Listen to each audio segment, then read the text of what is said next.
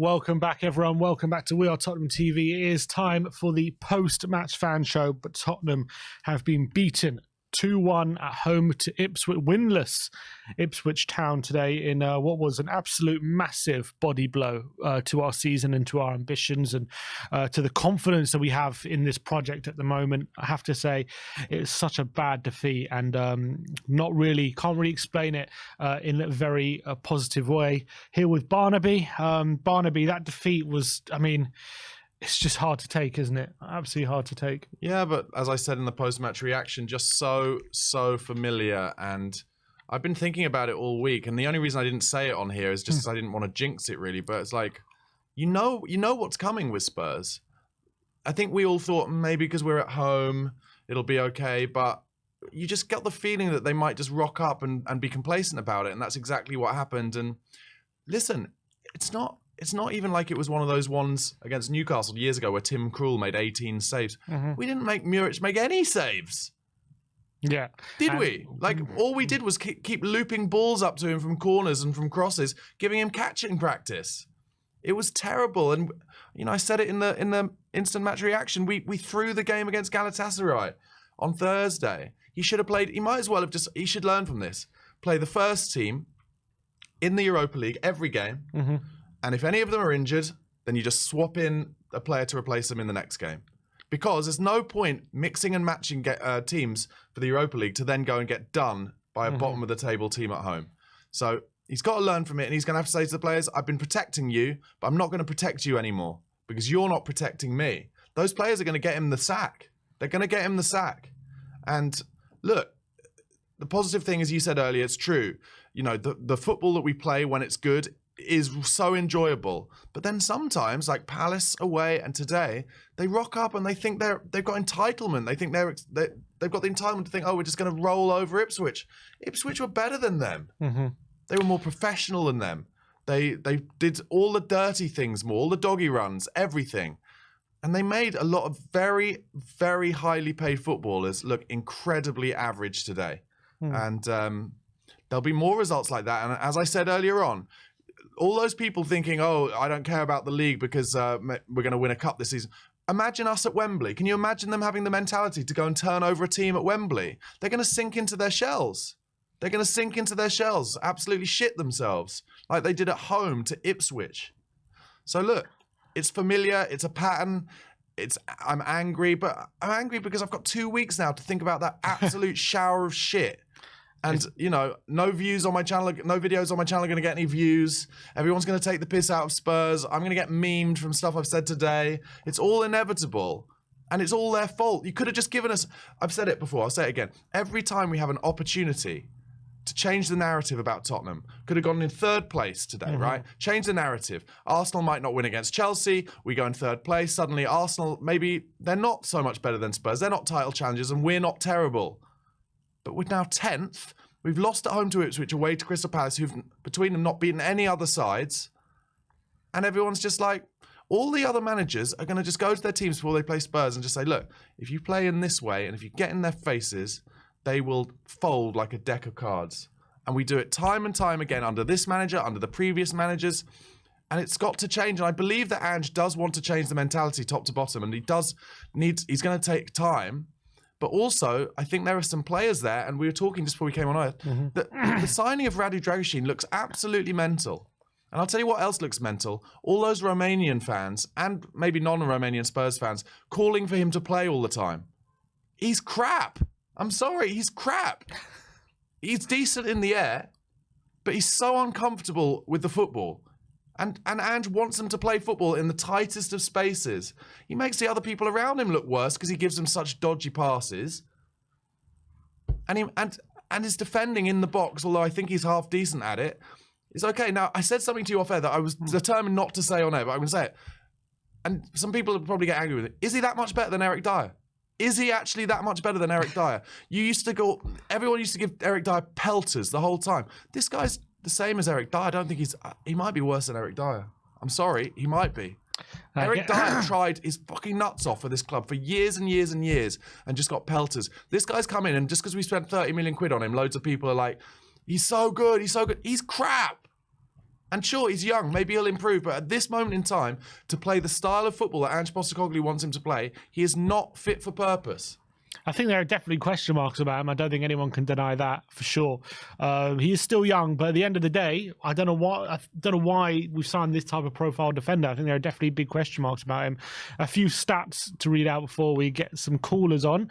Tottenham have now failed to win their last 3 Premier League games that have come off the back of a midweek Europa League fixture.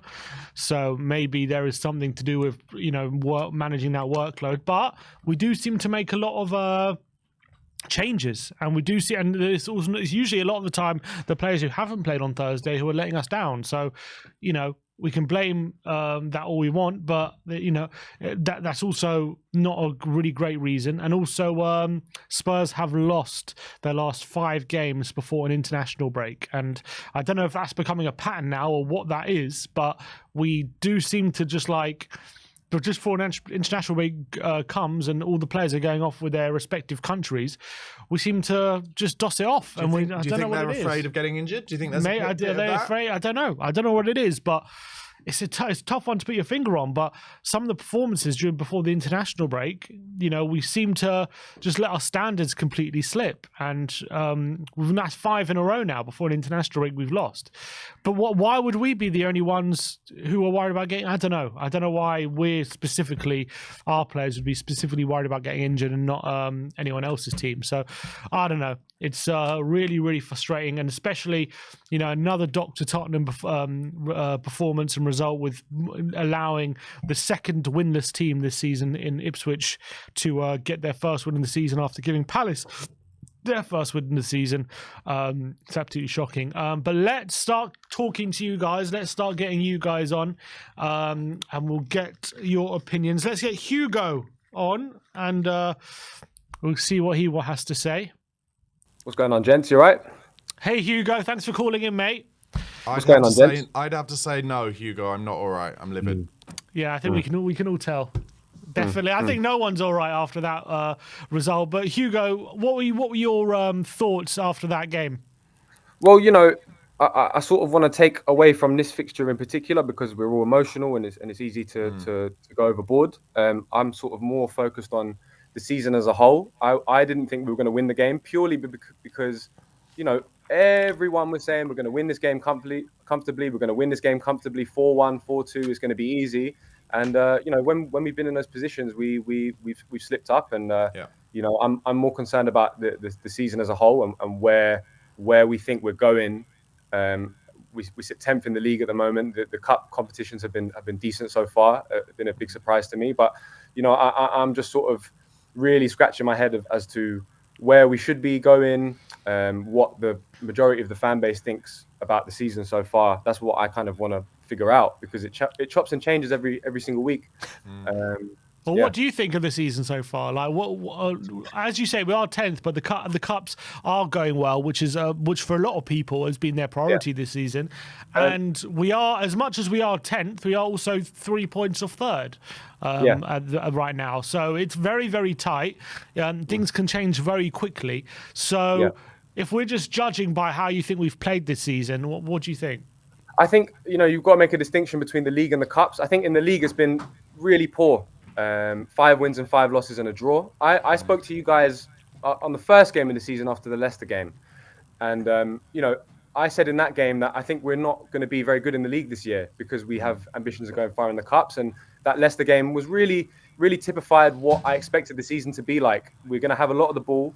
It's going to look very appealing to the eye. And we're going to be able to beat teams like West Ham and Villa who don't game plan us properly. And we're going to have these amazing results. But we're also going to have these big slip-ups where we don't score goals and our attack looks completely fraudulent. I think the league campaign so far has been really, really poor. We are 3 points off third.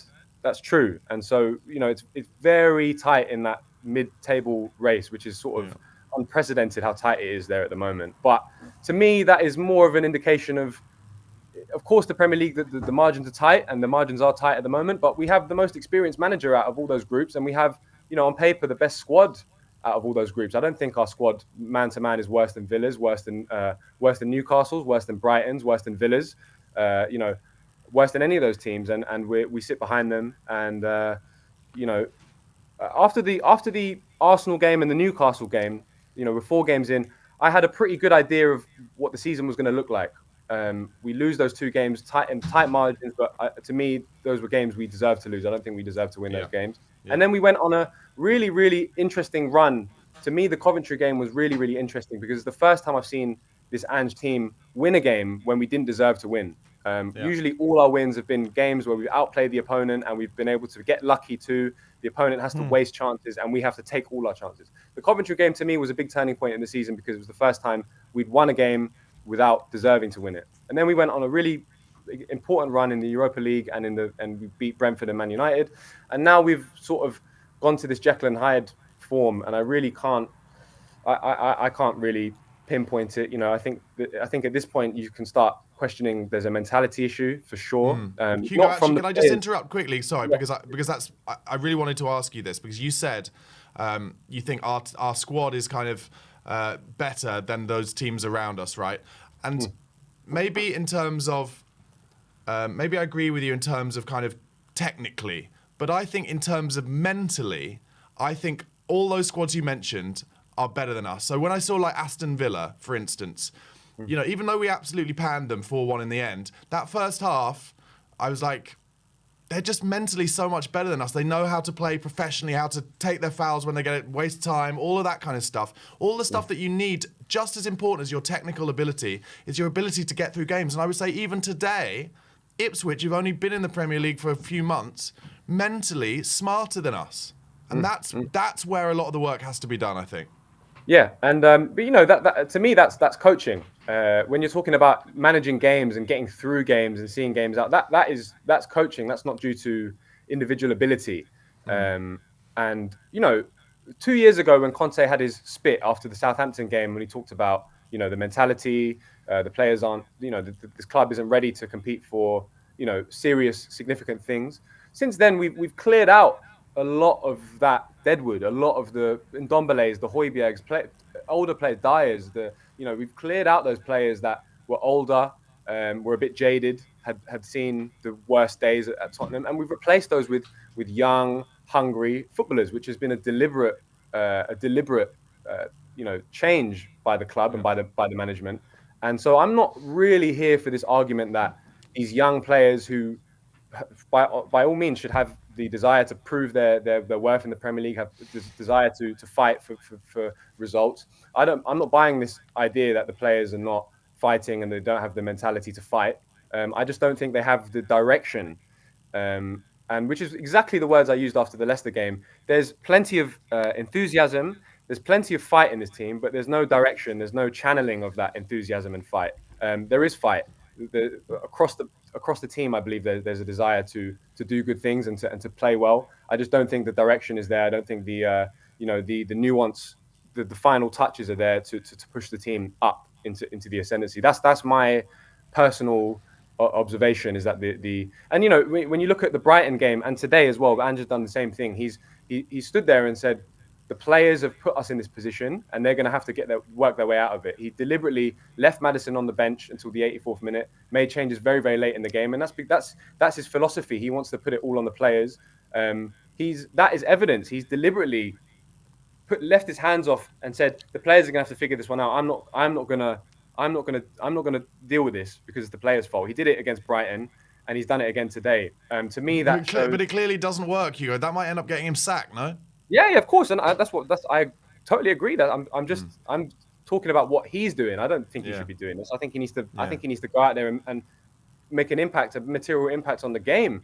But that's his philosophy. His philosophy is that he's going to be at the club for forever, and so he wants to instill it in the players that they have to get themselves out of these situations. But that's not going to be fruitful because he's going to lose his job. You need to be more pragmatic. You need to be more capable of getting results game by game than just thinking about the long-term vision, because you're not going to have a long-term vision if we're not good enough. Currently, we sit 10th, and you made some interesting comments about the board and whether they believe in the project, and if they believe in the project, will they give Ange more time?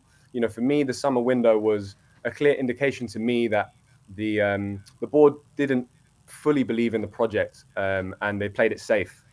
I think from their perspective, they're saying, look, we've given Ange these tools. We've given him a striker. We've given him some young players. If it doesn't work out, then we've got Archie Gray, who will be our midfielder in 4 or 5 years' time. We've got, Odebear and these players to come in. I think that's the mentality. I don't think the mentality is that we can do some serious damage this season. And what I'm seeing right now is the two things are not meshing properly. And that's why Ange is saying a lot of things in his press conferences that are make you go, huh? Why did he say that? We've got a win now manager, a no nonsense win now manager who's coming out and saying that he's ready to develop talent instead of signing it, and he's here for the long term. He's here for the long term process, even though he's never been at a club more than 2 or 3 years. To me, that is a really huge red flag. When what Ange's been saying this season has greatly differed from the line he was toting last year, which was that he wants to win the league every year that he's there. He's there to win trophies, and he's come out and now we're in a process. We're going to have to wait. The mentality needs to grow from within. So he's trying to toe the club line, whilst also trying to, back himself and not throw himself under the bus. So he's trying to keep his job, basically. Contrary lines coming out from Ange, and to me that is a huge red flag. That to me was more so than one game where we lose to Ipswich or one game where we lose to Crystal Palace. To me, Ange's sort of, a little bit flakiness in press conferences has been more of a concern to me than a 2-1 loss to Ipswich, because these things can happen. But the performance today was, when Brennan Johnson missed that sitter in the second minute of the game, to me that was a sign that we weren't going to win the game, because it was just like the Leicester game. It reminded me so much of the Leicester game. We're kind of cruising. We're kind of all smiles. We're creating some chances, but Ipswich had the much better chances throughout the whole 90 minutes. They had all the chances. They were much more clinical than us, and they had 30% of the ball. Really sort of embarrassing. And you're right. The way they managed the game, the way they held the game out, it was like they were bloody Bayern Munich and we were Tottenham. It was really poor. Really poor. Yeah. We have now failed to win in our last 3 games post a Europa League midweek game in our last 3 attempts. So is that a pattern for you? Is that something that you think we really struggle to juggle, both the Europa League and the Premier League? Well, I mean, I said that before the season that we were going to struggle with that. To me, this Ipswich game isn't a result of playing midweek. That's got nothing to do with it. I just think the players just didn't show up. I think it's more of a thing of we're playing Ipswich at home. And we're relying on our home form, and we believe that if we play our football, then we can beat anyone and we can win the league and we can win all the cups. That's sort of the mentality that they have, and I think that can lead to performances like this where we show up and we go, as long as we keep the ball, lads, as long as we have the ball, they can't hurt us, and we'll just play our football and we'll just score. We'll just pass the ball into the net. And Ipswich weren't having any of it. They set up really well and they defended. I'm not a psychiatrist. I don't know about sort of midweek thing about injuries and all that stuff. I don't know if that is a factor. I don't think it was today for sure.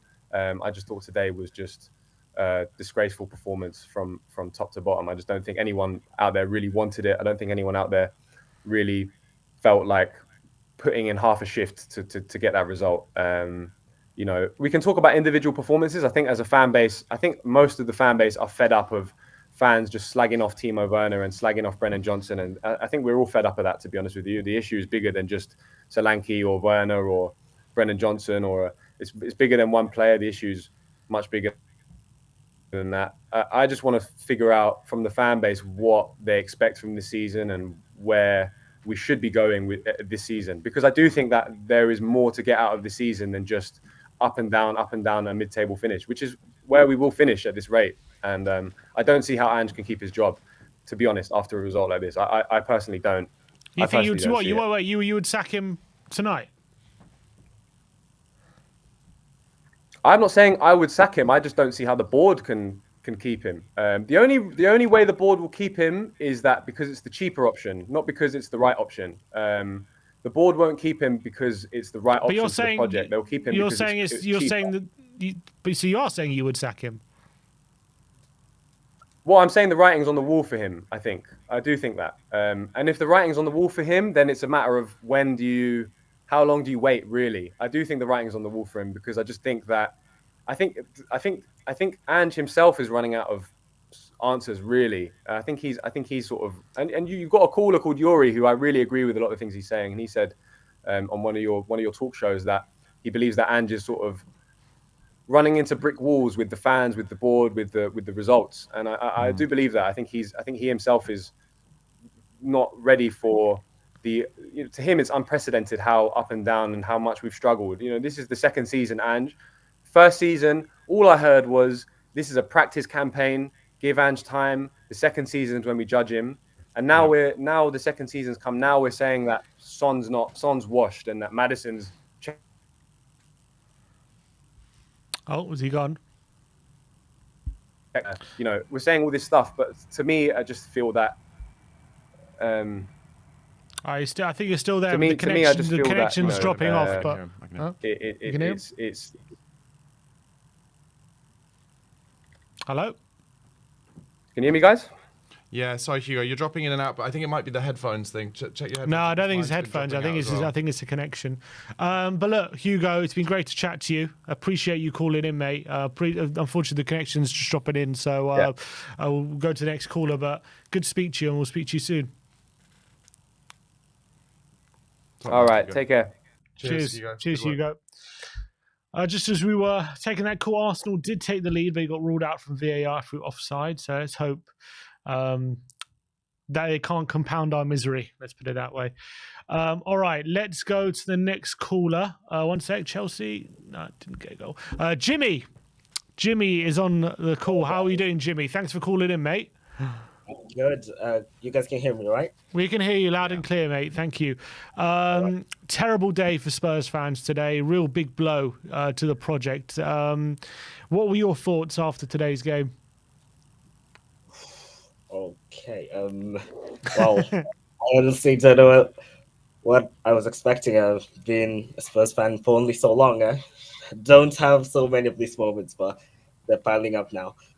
But I think probably the one major thing I've seen from this performance is that Spurs magic can only take us so far, like our away form, our football, such things. If you keep relying on them, they can really only take you so far. I mean, we did beat Villa, we did beat City with that kind of magic, but you can't keep relying on that. And I think that sort of complacency has seeped into our football a bit from almost all of our losses. So I think it's something to be checked on.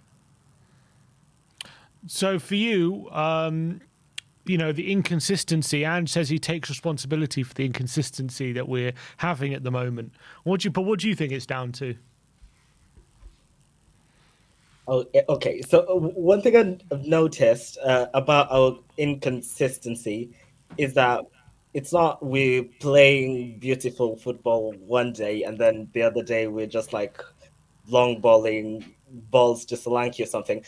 We are pretty consistent with how we played. The problem is with our results. We host Villa and we pound them 4-1, and then we go to Leicester and we draw, or we get beat by Crystal Palace.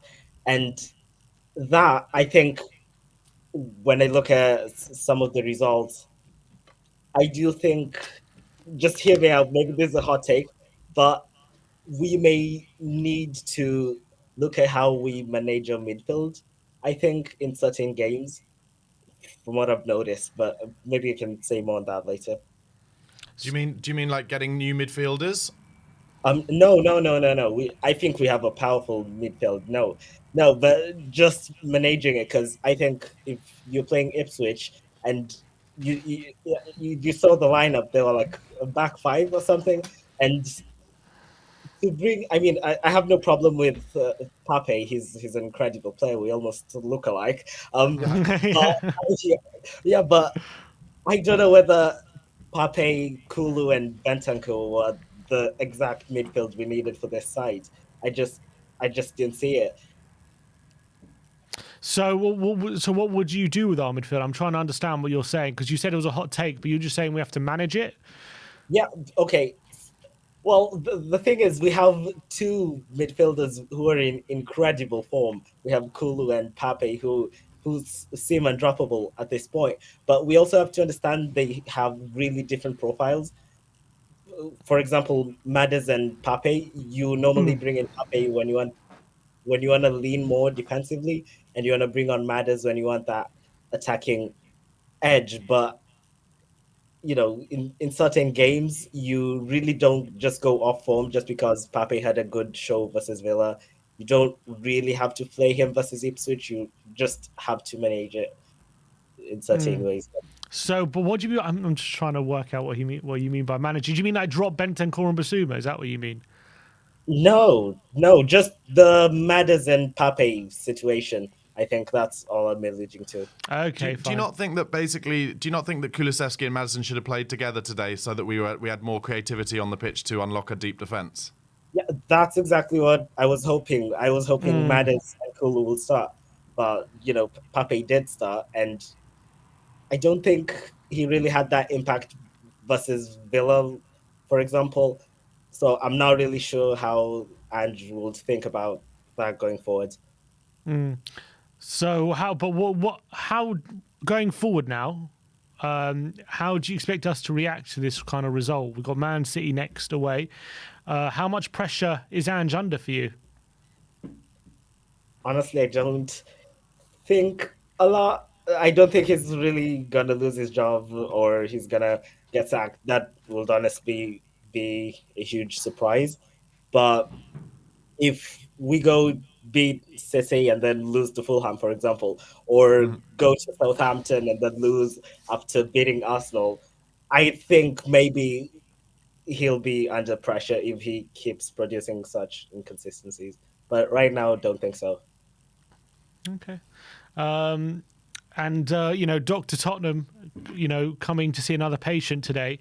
What is it about Spurs that whenever we come up against a team who need desperate for the points, we're just so willing to give them out?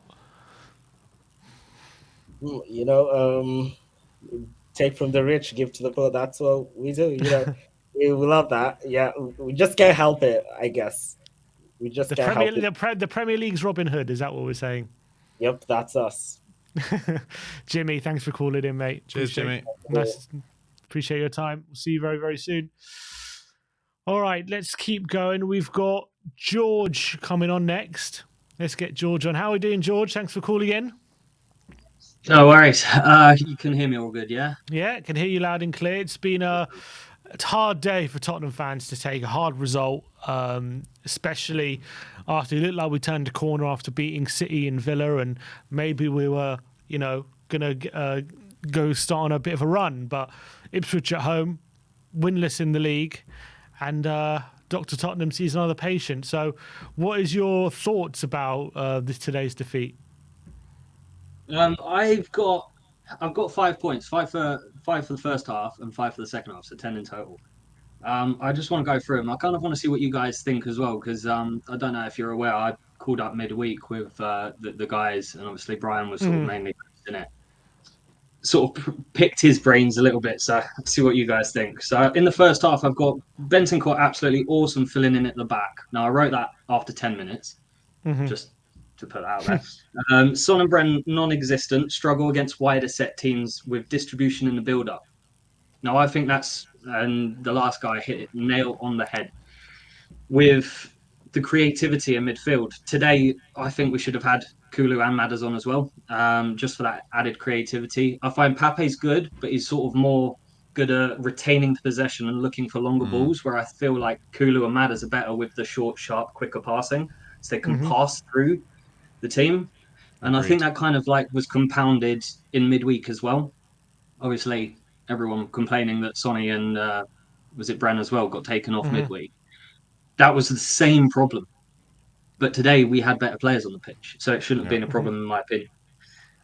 Ultimately, Ipswich wanted it more. We weren't settled. We just never looked settled at all in the whole game. Kulu and Solanke were trying their hardest, just couldn't get free, couldn't get any space or time on the ball.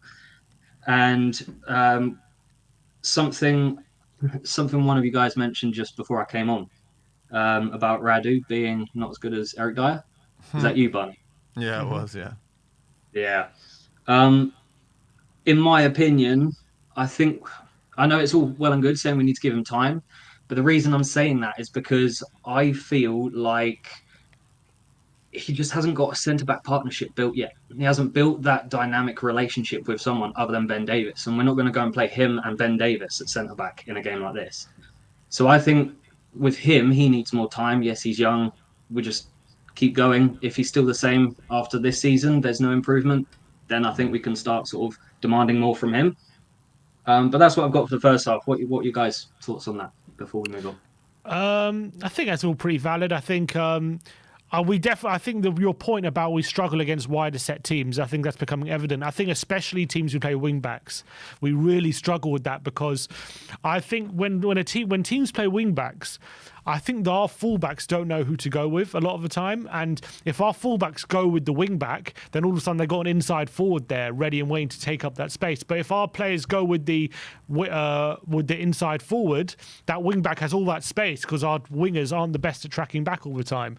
And it's a lot of space for our wingers to cover. We like our wingers staying high and wide. We don't want our wingers pegged back by wing backs the whole game. That's not how we design our game. It's one thing pinning back fullbacks due to that, but if you're pinning back wingers, all of a sudden, Solanke's going to be very isolated. So I think we've got a big problem when it comes to wing backs, and Ange hasn't sorted it out yet.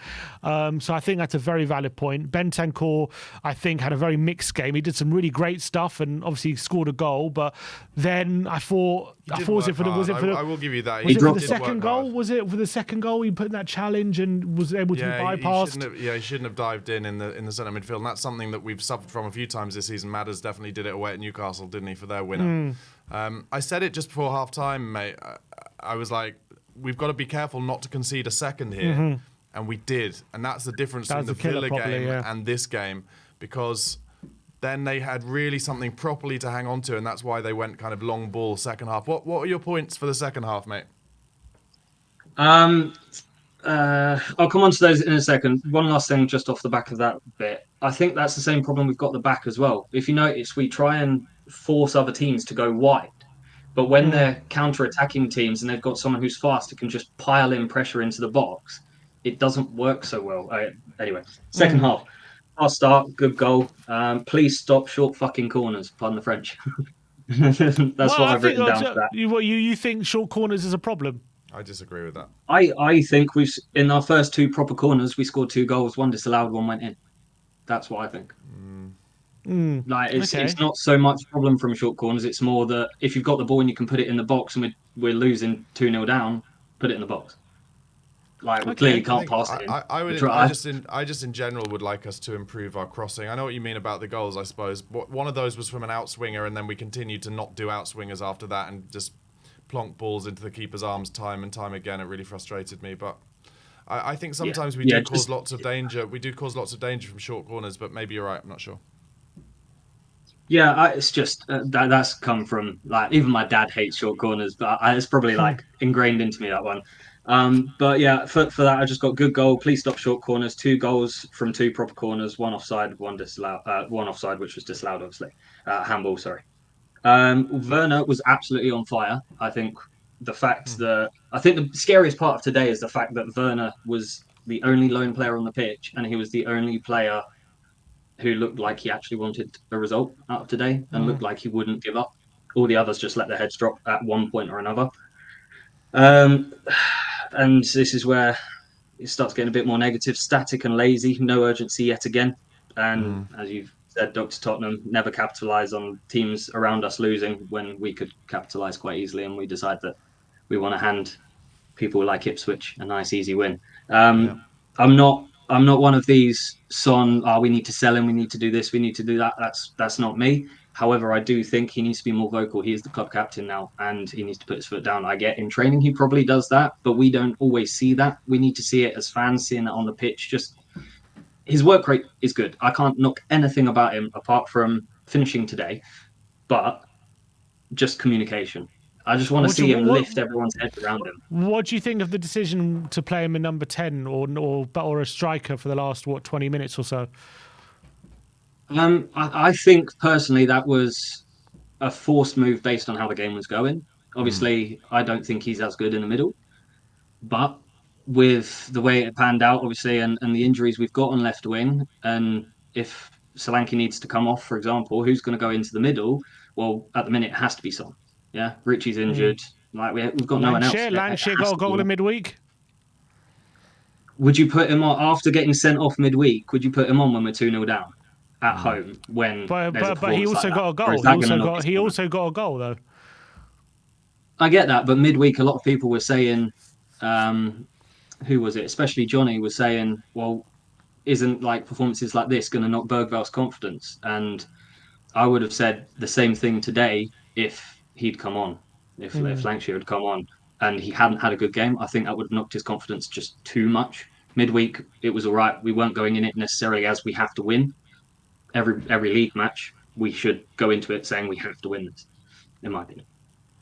I think, I mean, for me, a bigger worry than kind of almost like Son specifically is just that, you know, I said this to Sim earlier, like so many fans complain because Ange just says, no, this is the way we play, we don't have a plan B. But actually every time that he does try and change something formation-wise, tactically, to try and get back in a game, he seems to make things worse. And that is a bigger problem for me. And for me, I was just so frustrated at watching Son in positions where he was never going to affect the game. He was coming short. He was in his own half. I'm talking specifically about the last kind of 20 minutes or 25 minutes of the game. And I think that is what Son's leadership is he thinks sometimes, oh, I better do this all by myself. But he's not that kind of player. Too much on his own. Yeah, he's not that kind of player. And actually, the best leadership he could give us, because he's not a shouter and screamer, is to be like, actually, I want to stay high and wide where I can do the most damage. And it's maddening to me that the best chance we created all game, I guess, apart from the goal, was that cross from Son in like the second minute that Johnson put wide, and then we didn't put another cross like that in at all, apart from, I guess, Werner got in behind a couple of times, put a couple of those in. But Sonny should have been repeating that over and over again. Like, they couldn't defend it. Yeah, he's our best crosser of the ball. Exactly. Yeah.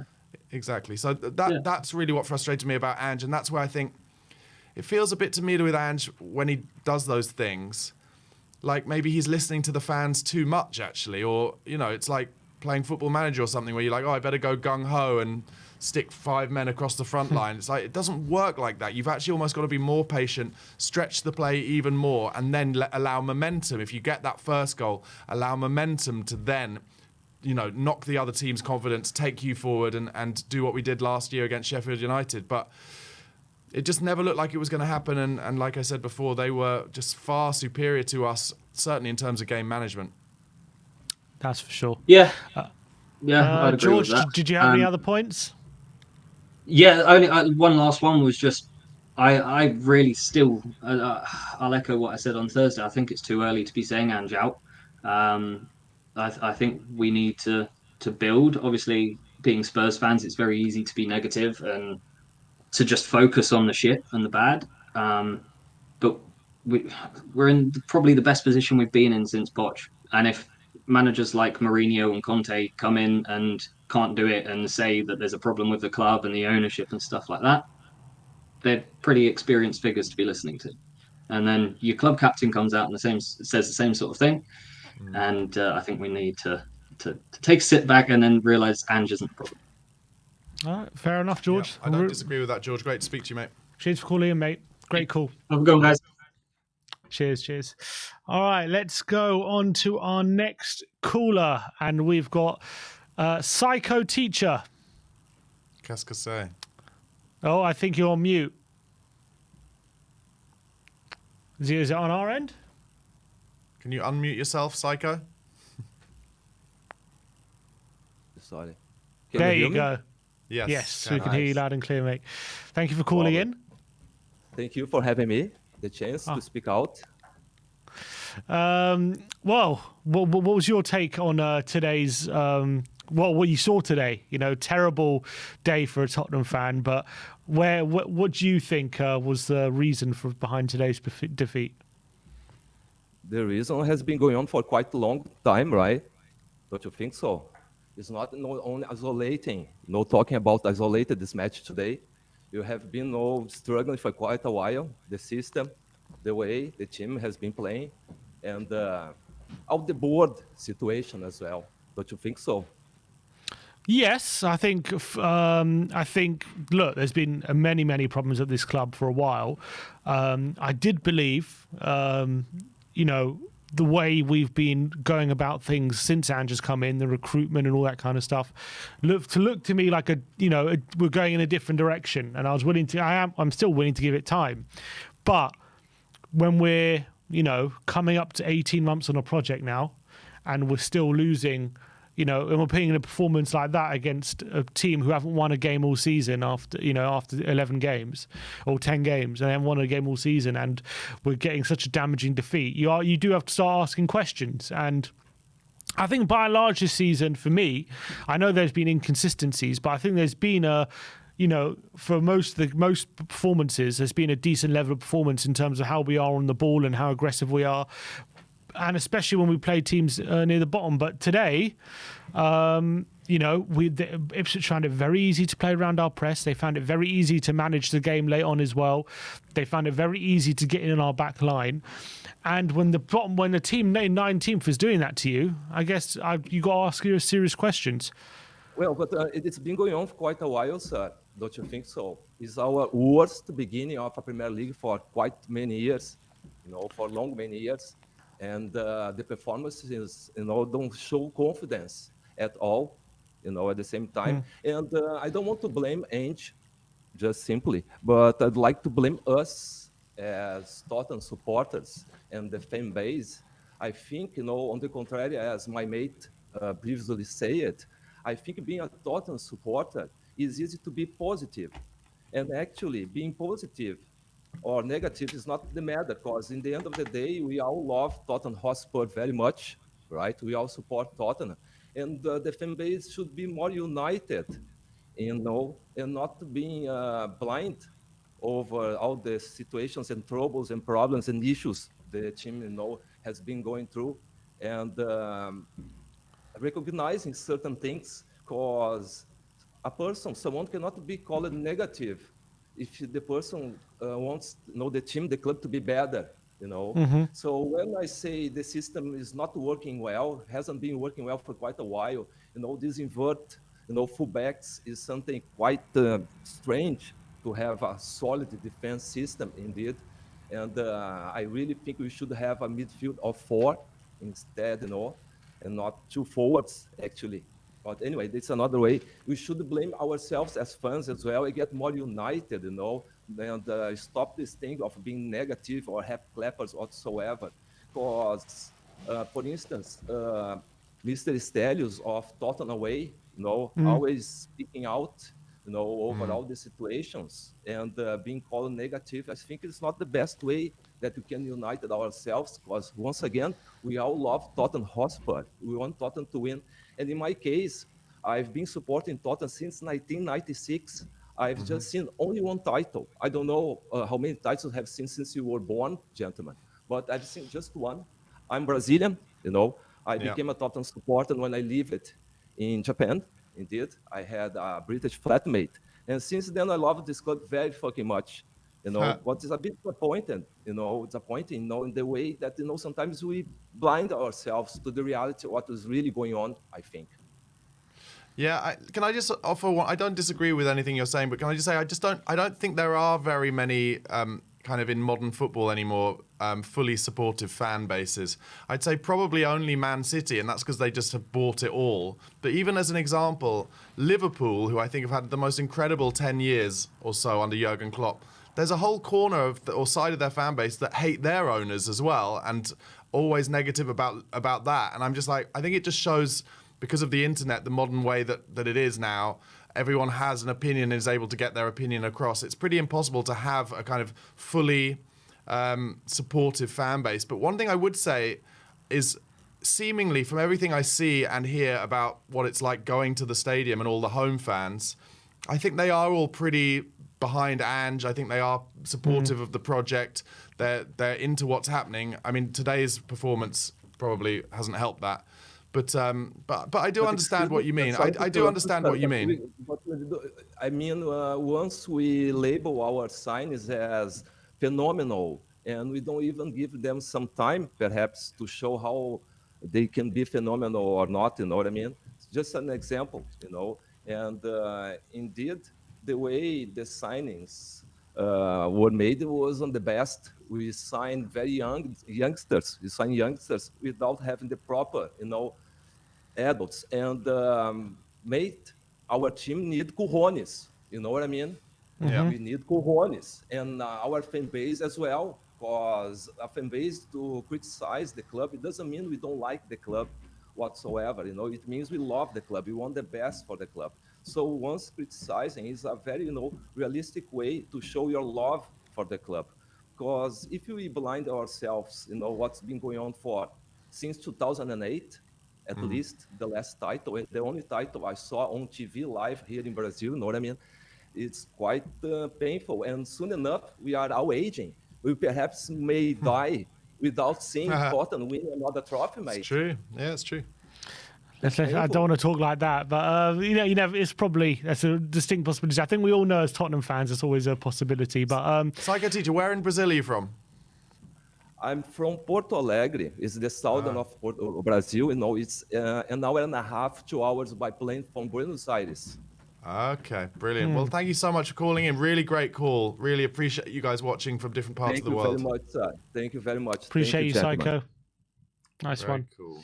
Very cool. All right, I think I've got another one more caller, because we have to end the call. We do have to end, but before 6 o'clock. Oh, here we go. The Joracle. We've always got time for the Joracle. We have always got time for the Joracle. Let's get him on.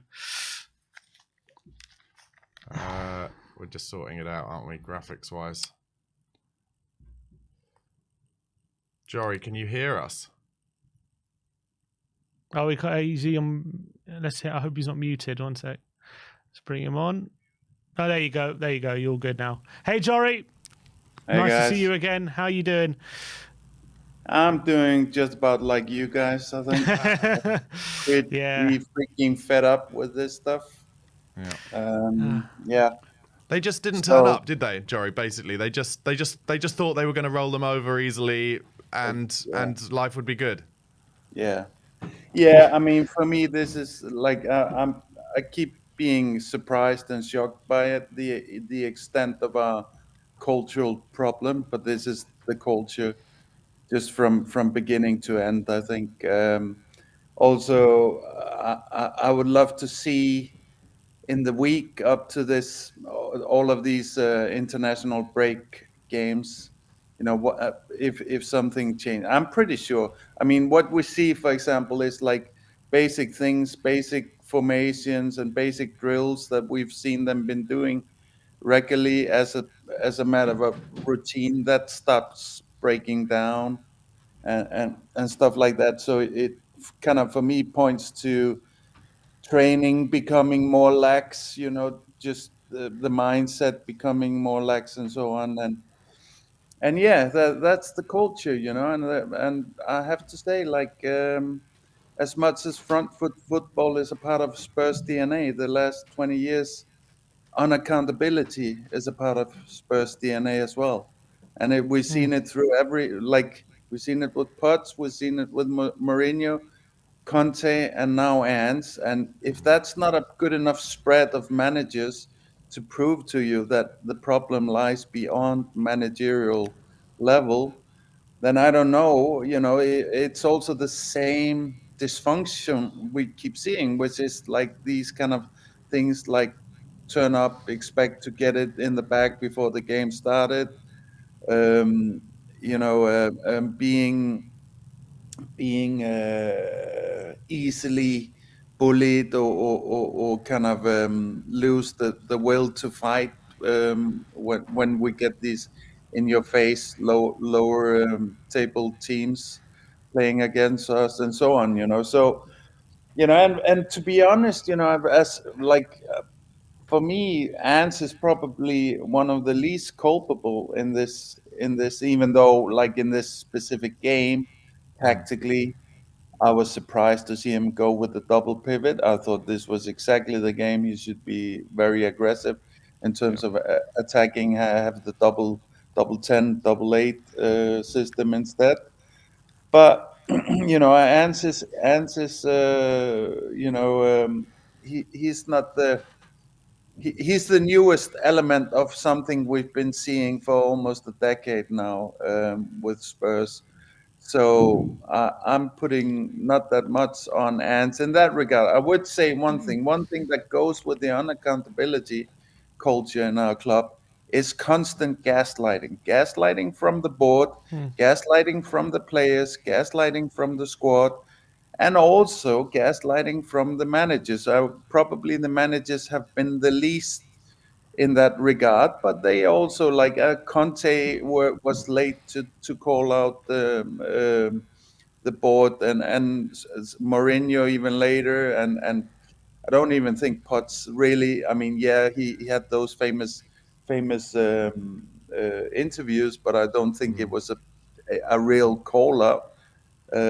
When it comes to Ants, I was really happy to see, and especially in the first season, come out with statements that, in a positive, not in a negative crisis moment, put quite a lot of pressure onto the club in terms of our culture, in terms of our mindset, both in terms of the board and the fans.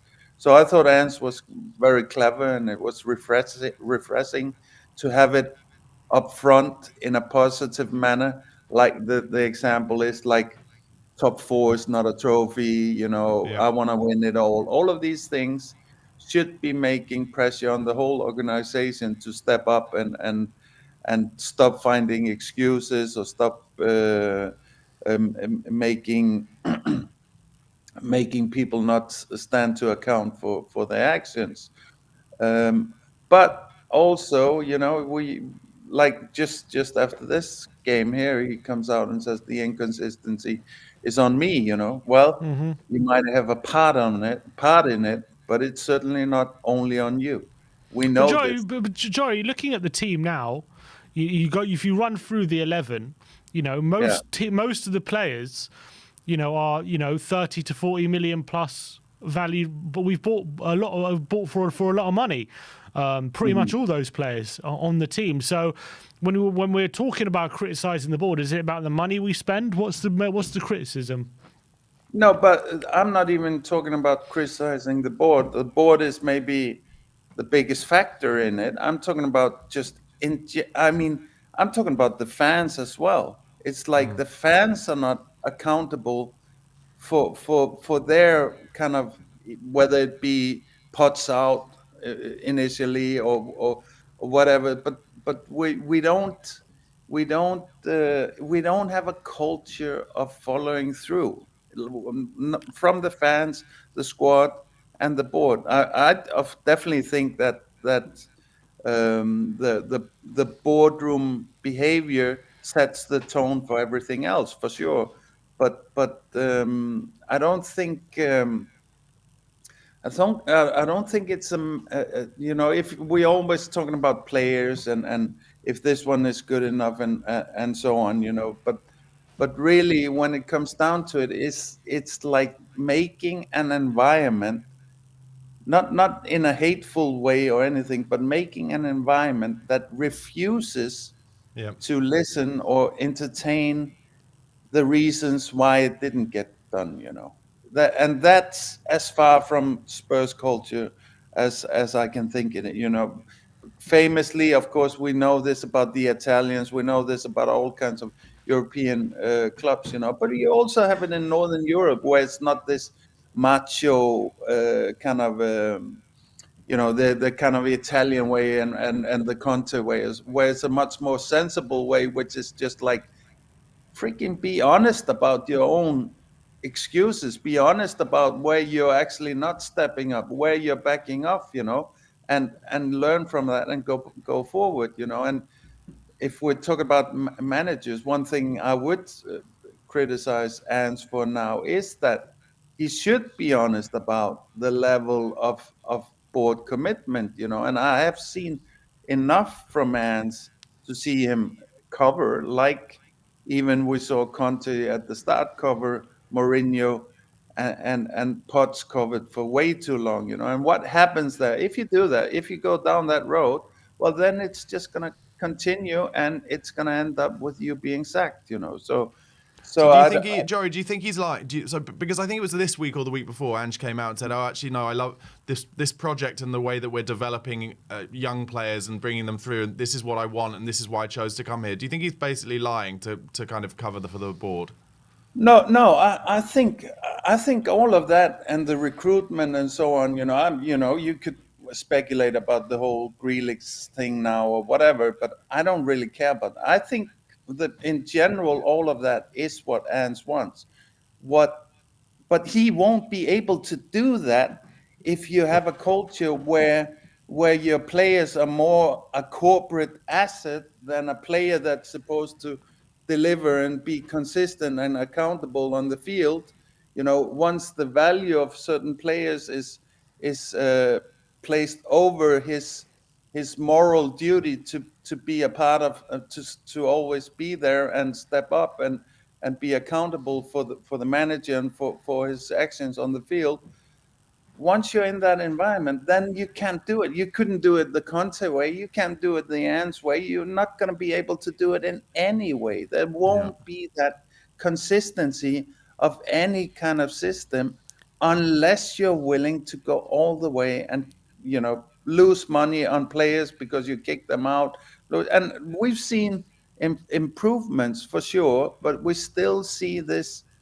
We're going on holiday kind of a mentality when we're meeting these small teams and the international breaks coming up and all of that.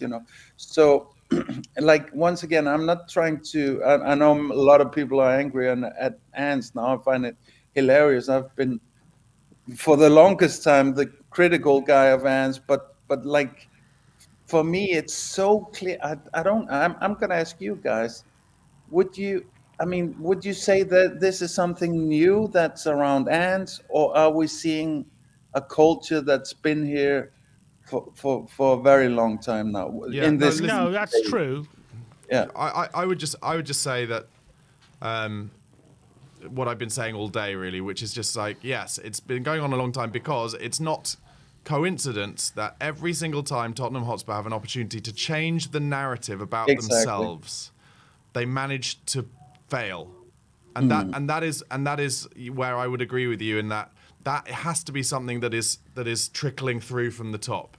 Absolutely. And then also you get the evidence of this week in the serialization of Hugo Lloris's book. Like, all of those quotes that came out about that are exactly what we're talking about. The trickle-down effect of the very top level not being completely ruthless and completely hard-nosed and committed to being the very, very best. But the irony of it is that, weirdly, in terms of infrastructure and the growth of the club, they're ruthless. He is absolutely single-minded about being the best of the best and building the best and having the best reputation on that side, and going, above and beyond the call of duty. But then, just the little story, and I know a lot of people don't think it means anything, but the little story about, the watches with Champions League finalists, it shows a naivety to not even think of the repercussions of that, which are what will my player think if he opens this watch and reads that? That has to be the most basic human thought before doing something, I think. What is the repercussion, the base repercussion of this? And definitely, it's not as simple. It also shows Levy's own kind of his own take on the situation. In Levy's eyes, he reveals it with this watch. He has won something. He has done something by just entering the final.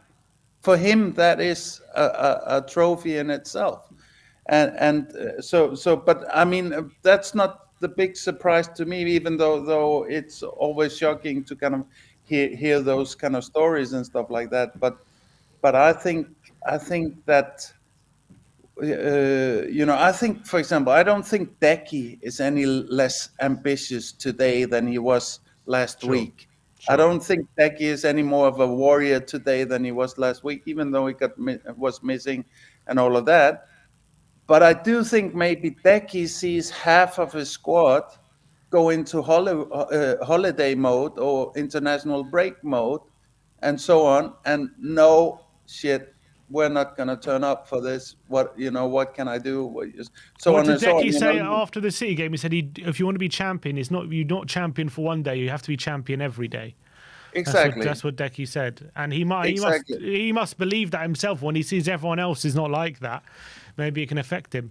But can I just say, Joey, and now I'm going back into like specifics, but that's why it's so frustrating to me that then for the last 25 minutes of the game, Decky Kulusevski was in the one part of the pitch where he could do very little. When he's the one player this season who actually has kind of pulled some rabbits out of the hat and played some beautiful through balls and made some assists and stuff. And that is on Ange for me. But anyway, sorry, that just... No. I mean, I think Ange had a very bad game in terms of tactics and all of that, But I mean, every manager's going to have that. Every player's going to have that. Every squad's going to have that. That's not the shock of today. The shock of today is the same as Crystal Palace. Is the old ghost, Spursy ghost, is in the house, and that is beyond everything that's called tactics, personnel, and all of that. And that is something that now we're on what, the fifth kind of headline manager, and we see the same thing happening. So I mean, to me, and I would really also just to fan base just caution them with the Ants out and stuff like that. I actually think, and I'm not saying that I think Ants will be successful, but Levy is the most stubborn whatever. So if there's any chance of changing it, it's gonna have to be done with stroking with the hairs, not against the hairs, and that's what Ants is doing. The Conte thing would have been probably great if Conte had gotten a blank check and the run of the house. Nobody's ever gonna get that. So our best chance while Levy is running the show is somebody like Ants, I think. Yeah. And also the other thing is we have to remember we've seen these guys. They know how to play Ants ball. We're ready. It's just now mentality, and of course being able to rotate and all of that. But other than that, we're ready to give it a full shot. So let's not reset at this point. Let's at least keep going with that. So yeah. Jory, top man, great call as always, mate. Lovely to see you, and likewise, see you very soon. See you very soon. Take care. See you later. Bye.